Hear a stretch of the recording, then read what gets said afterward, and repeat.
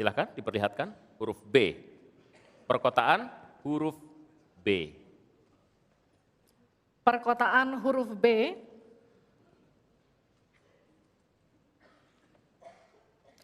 Kita akan buka amplop pertanyaan yang masih disegel. Dan kami kembali ingatkan kepada para calon wakil presiden untuk mendengarkan dengan seksama, karena kami hanya akan membacakan pertanyaan satu kali. Pertanyaan untuk calon wakil presiden nomor urut 1, Bapak Muhaimin Iskandar. Dengan subtema perkotaan. 56% penduduk Indonesia tinggal di perkotaan dan mencapai lebih dari 70% di tahun 2045. Permasalahan akan semakin kompleks, seperti transportasi publik, sampah, dan kawasan kumuh. Pertanyaannya, bagaimana strategi paslon menyiapkan instrumen fiskal khusus untuk mengatasi masalah tersebut? Waktu Bapak untuk menjawab 2 menit. Kita mulai ketika Bapak mulai berbicara. Silakan. Terima kasih. Perkotaan ini menjadi kebutuhan untuk terus menjadi bagian dari pembangunan nasional kita. Di antara kebutuhan pokok dari perkotaan ini adalah infrastruktur yang memadai. Dan dalam kerangka agar tidak terjadi penumpukan penduduk di dalam satu perkotaan, maka pembangunan perkotaan harus dibikin merata di berbagai tempat. Kami memiliki satu tekad bahwa di dalam pemerintahan yang akan datang minimal harus dibangun 40 kota baru yang selevel dengan Jakarta. Dengan kemampuan menampung jumlah penduduk, memberikan sarana dan prasarana yang memadai, sekaligus kemampuan untuk terjaganya lingkungan yang memungkinkan untuk sehat.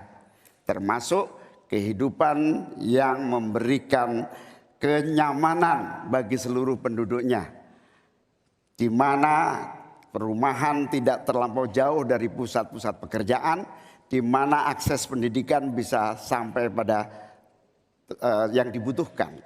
Sementara fiskal yang dibutuhkan, kita harus pandai-pandai mengambil prioritas. Sekali lagi, kita bukan setuju atau tidak setuju IKN. Yang paling penting adalah prioritas kepemerataan dan keadilan agar terbangun kota-kota sehingga sarana air bersihnya terwujud.